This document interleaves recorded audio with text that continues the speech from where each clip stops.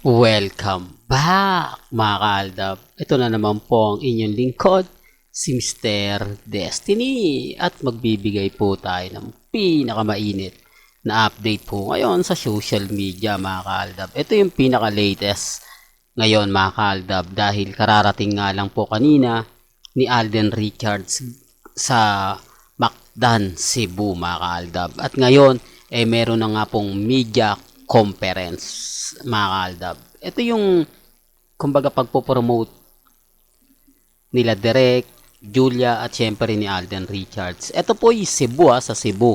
Alam naman po natin at hindi naman lingid sa kaalaman mga kaaldab na ang Cebu talaga yung pinaka-paboritong spot ni Alden Richards pag nagpo-promote, di po ba? Pero dito po sa Cebu, ang pinakamarami na masasabi nating fans ng Aldab. Di po ba? Rito kasi dito po yung mga panahon at time na madalas nga po talagang pumunta dahil dito nga po nakatira si Lola Linda. Speaking of Lola Linda, siguro marami po hindi na nakakakilala dito. Siguro marahil hindi ito inabutan ng mga baguhan na Aldab Nation. Di po ba? Pero gaya na sinabi natin, kung Aldab Nation ka since 2015, alam mo yung pinupunto ko. Alam mo yung ibig kong sabihin o ibig kong ipahiwatig. Di po ba? Yan naman po yung kagandahan nyo po sa channel ni Mr. Destiny. 101% updated po kayo. Ano man po yung mga nababasa ninyo, napapakinggan, okay lang yan. Yung iba hindi ko na nga po talaga nababalita rito kasi kumbaga focus tayo kila Mengay at kay Alden Richards. Siyempre damay na rin si Julia Montes kasi may pelikula po sila. Remind ko lang baka may mga dumadaan. Ako halatang nagpo-promote ka talaga, pinopromote mo yung pelikula. Pati ba naman yung media conference sa Cebu, kinukuha mo pa. Para lang klaro, para lang po updated po kayo na may mga ganitong nagaganap. Di po ba? Nasa inyo pa rin po yung desisyon. Hindi ko ginagamit tong channel ni Mr. Destiny para kumbinsihin kayong tangkilikin ang pelikula nila Alden at ni Julia Montes. May kanya-kanya po tayong pananaw, may kanya-kanya po tayong opinyon. Depende na lang po sa inyo yon kung ano yung gagawin ninyo. Depende na lang po sa inyo yan kung ano yung sa tingin po ninyo. Di po ba? Ang sa akin lang po, kung ano lang yung latest, kung ano lang yung trending, dun lang po ako. Kahit sabihin na natin na ganito, ganyan, bahala po kayo. Di po ba? Yun naman po ang isa sa lagi kong pinapaliwanag at lagi kong sinasabi. Depende na lang yan sa mga galit na galit, naiinis. Di po ba? Basta sa akin, chill lang. Yun lang naman po yung importante.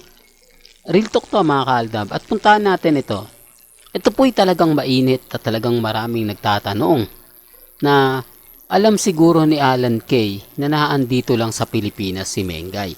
Hindi lang po siguro klaro tong video na to na hindi naman po talaga masasabi nating kinuna ng kumbaga buong video. Panay post lang po at talagang masasabi mo na hindi siya masyado buo.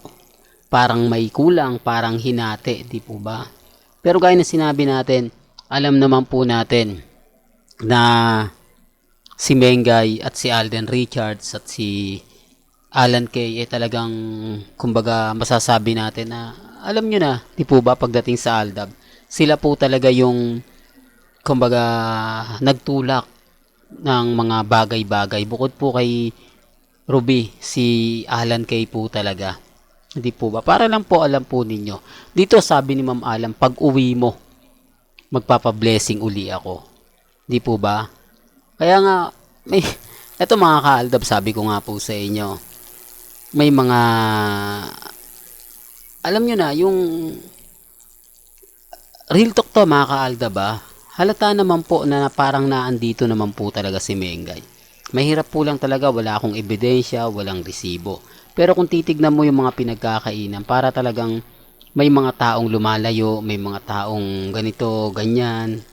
Di po ba? Para lang makuha yung side. Sa bagay mga kaaldab, wala po akong kumbaga ebidensya at resibo. Siyempre hahanapan ka rin ng resibo. Pero hindi po nagkaroon ng mga ganitong pagkakataon sa loob ng EAT. Wala mga ganyan, di po ba? Mengay, pasalubong namin. Kumbaga, abang-abang na kami, balita namin, pauwi ka na, di po ba? Yung tipong maririnig natin kay Paulo, kay Wally, kay Jose, di po ba matatakaw sa pasalubong yan? Kung matatandaan nyo, di po ba? Yung boom na si Boy pasalubong, si Alden Richards pag umuwi, pag pumupunta ng ibang bansa, di po ba may pasalubong pagdating? Same lang naman po eh. Di po ba? Pero bakit pagdating dito, wala? Bakit may mga bagay-bagay? Isa pa rin po ito Itong Cebu, lechon. Di po ba? Sinong nakaka-relate dyan sa lechon? Di po ba? Na kapag ka pumupunta sa Cebu, well, may kanya-kanya tayong opinion Sabi ko nga po sa inyo, hindi ako namimilit. Wala pong pilitan dito sa channel ni Mr. Destiny. Ang gusto ko lang po, maging updated kayo kung ano lang po yung mga bagay-bagay na gusto nyo pong malaman, gusto nyong sabihin, chill lang. Di po ba? Hindi naman po importante yung mga sinasabi ng iba. Hindi naman po importante yung mga ang sa atin update. Di po ba? Kung wala po si Mengay dyan, at kumbaga sabihin na natin hindi si Mengay yung kasama, okay lang. Basta ang importante lang naman po kung ano yung pinaka-latest, ano yung mga kaganapan, dun lang po tayo. Huwag po kayong basta-basta maniniwala sa mga fake news na kumakalat keso ganito, keso ganon. Wala pong message si Mengay sa Instagram, sa Twitter, sa Facebook. Wala pong video message din si Ibiang. Puro article lang po ang mababasa ninyo. Puro mga pika-pika, pep, mga website lang po. Doon lang po yon sa mga article na sinusulat po nila. Pero yung video message na sinasabi na kumakalat, wala pong ganon. Kahit po sa video kay Congressman Spotted, wala. Hindi ko lang alam bakit nila sinasabing ganyan, di po ba, para makakuha ng simpatya. Kasi panay message lang naman po talaga yung nakukuha nila. Wala naman pong eksaktong video na magpapatunay. Puro sinasabi lang po nila. Gaya nga na sinabi ko, dito naman po sa channel ni Mr. Destiny, bahala na po kayo kung sino yung paniniwalaan po ninyo.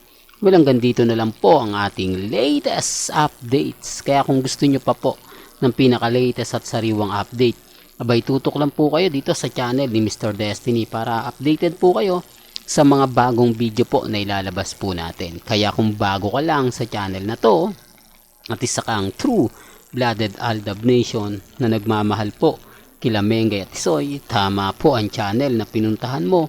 Kaya consider na po kitang bagong subscriber. At huwag mong kalimutang i-share ang mga video po natin sa mga mami, sa mga titas, at sa mga senyor. Hanggang sa muli, salamat po sa panonood at pakikinig.